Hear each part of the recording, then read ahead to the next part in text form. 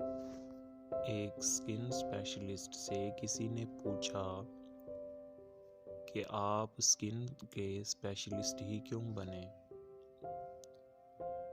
जबकि इस फील्ड में और भी मुनाफा बख्श शोबे हैं जिनमें अंधी कमाई है। डॉक्टर साहब ने इत्मीनान से सिगरेट का लंबा सा कश लगाया और कुर्सी के साथ टेक लगाकर आंखें बंद करके धीमे से लहजे में बोले, इसकी 3 वजूहात हैं।